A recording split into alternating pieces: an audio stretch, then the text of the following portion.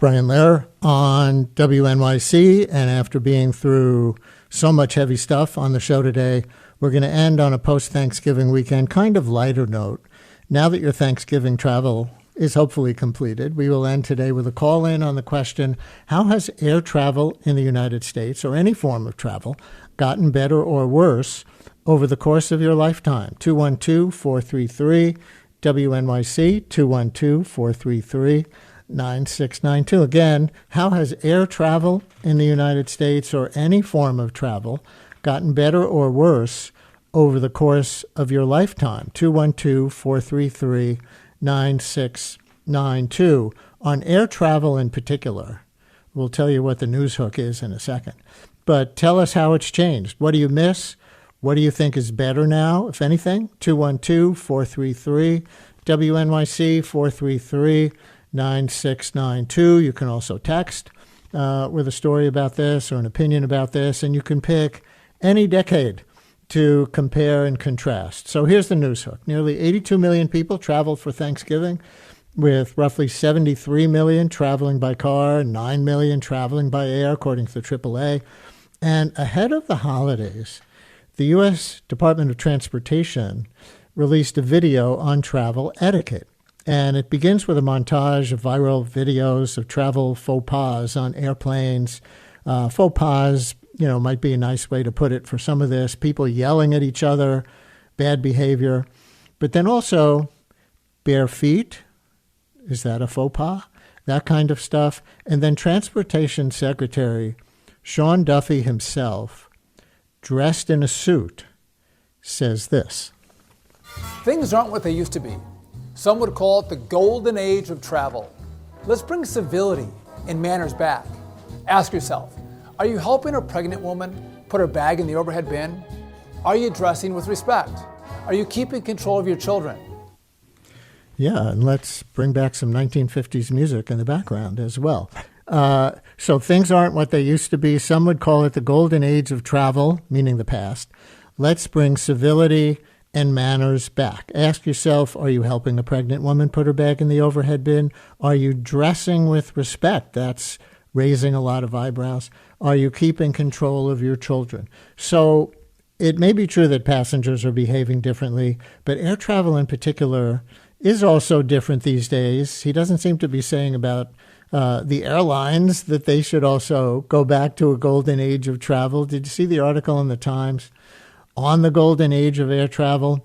The author writes, back in the 50s and 60s, passengers, well-dressed of course, and with perfect manners, could count on hot meals, on china, plenty of leg room, the occasional piano bar, even wool blankets. Those days are gone, said that article. So we're going to open up the phones for you who remember the good old days, if they were good old days, of air travel. Tell us how it's changed. What do you miss? What, if anything, do you think is better now? 212-433-WNYC, 433-9692. And again, you can pick any decade to compare and contrast. And, we can say that there are some things that are better now as well. Flying is generally cheaper than back in the 1950s and 60s. There is no more smoking section on the plane. Anybody have a memory of sitting, let's say, in the last row of the non-smoking section, and the smokers were in the row behind you? And of course, it circulated through the whole cabin no matter what. Airline safety, they say, especially if you work in the industry, is believed to be better than in the past. Maybe it's just easier to see your family than ever before, if you live flying distance away. So what was better, what was worse about air travel? But something in particular, anything in particular about that dress code. We once had the legendary, back in the day, child-rearing expert, Dr. Benjamin Spock, who was identified with progressive politics, and people on the right would knock him for that. And he came on the show. He said, I have conservative streaks too. He said, I think we should dress up to fly. So that was Dr. Spock being old-fashioned. What do you think about dress codes for airplanes? What do you think about service codes for airlines? Compare today and yesterday, 212-433 WNYC. Was there a golden age of travel, and did you fly in it? We'll take your calls and text right after this.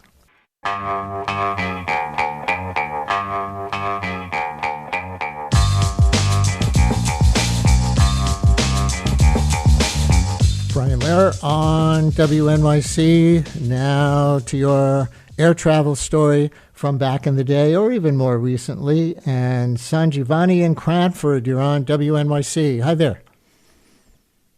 Hi. So the thing that I like, oh, sorry. Go ahead. No, you go. So the thing that I think is best about today versus many years ago with air travel is that you're not allowed to smoke anymore on planes, because this is always like a huge problem. We would travel to India and someone would be smoking, and my sister had asthma, and it was always like really, really bothersome for her. And I do remember the flights that you were saying with the piano bar, and there was like 2 stories, and we never got to see any of that because we were never first class, but I do remember the flights having that. And then I think also another big thing, a big change from today, is that just there's tracking of flights online. Like, we used to just write on an aerogram to our relatives in India in the late 70s and 80s, we're going to arrive on this flight, and it's going to be this day at this time, and like cross our fingers and board our plane in New York and just like hope someone was there to pick us up. And now we can, obviously communication's better, so we can text people and tell them we're here, and hey, are you here, and where are you? And that was very different then. Yeah, so or you can those call are an my Uber. Better things from today. Sanjivani, thank you very much. Rob in Jersey City, you're on WNYC. Hi, Rob. Yeah, hi. How you doing, Brian? Long-time listener. I just wanted to call in. My dad was a pilot for Pan Am during the late 60s up until the mid-90s, and I got to see firsthand kind of the change. I travel quite a bit. I fly often. I'm leaving on a very large trip in about 10 days. And the difference for me, I think things are a little better now, actually. I think that it's a bit more equitable. I think a lot of the problems that we see with complaints about people getting air rage and stuff has been incited by the airlines themselves, squeezing every dollar out, taking away human level leg space, having to pay for bags, people fighting for overhead bin space. They've created this anxiety even before we get on the plane. And I think a lot of it is, depending on who you're listening to, it's pointed at, look at how we've devolved as a society. And I really don't think that's the case. I think you have to look at, corporate America, once again, squeezing every single penny out and making it an absolutely kind of ungodly experience. With that said, if I'm privileged to, use some points and fly in business class, it's way better. You have a flat seat. The service, depending on the airline, can be exceptional. If you fly someone like Singapore Airlines, it's just amazing. So I think that level of service is still there. And I think a lot of this kind of Eisenhower wannabes that want to go back to the 50s are really looking through things. And in fact, flying then, you could only fly, even an economy ticket was probably 10 times more than what it costs right now, if you do the math on it. So I think it's gotten more equitable, although I do think a lot of the problems we're talking about are inflicted by the airlines themselves. Rob, thank you very much. One text says, we average 3 plane crashes a year back in the so-called golden age. My cousin died in one. Another listener writes, this is from the New York Times. In the 1950s and 60s, U.S. airlines experienced an average of a half dozen major crashes every year, resulting in total fatalities of all people on board, while this averages to roughly 1 major crash every other month. Mid-air collisions alone occurred with alarming regularity in the 1950s. So that New York Times article clarifying that text. Here's somebody who longs for the good old days. Interesting how many of our callers are saying things are better today. But a listener writes, there was a golden age of travel. In the 1980s, no pajamas. Stewardesses were impeccable and courteous, calling them stewardesses, and real food on board. But I think Dominic in the Bronx may have a different take. Dominic, you're on WNYC. Hi. Hi, Brian. I've called so many times, I think I should pay you. I plan to go to Hong Kong, and I plan to be as comfortable as possible. And I cannot believe anybody in this administration wants to bring back civility. It stinks of just so many offenses. And Sean Duffy can't be taken seriously. He's an idiot. So yeah, I don't know if I'm going to wear pajamas, but I'm definitely not wearing a suit. That to me is just insane. It's insane. Dominic, thank you very much. And no shortage of strong opinion there about the Trump administration. Carl in Sheepshead Bay, you're on WNYC. Hi, Carl. Hi, good morning. I'll make it fast. I'm a frequent flyer. I fly around 4 to 5 flights a week for the last 40 years. I don't like to criticize. I like to be on the positive side. But we all know, unfortunately, since 9/11, everything changed. Going from here to Atlanta is not a 3-hour trip. It's a 5 to 6 hour trip, considering how early you have to come to the airport and you have to go through the checkpoint. And the flight is never on time.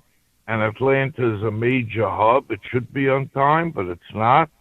And if I want to go to Mississippi, which is only around 600 miles from there, maybe I'm wrong, but more or less, it will take you close to 8 hours to get there.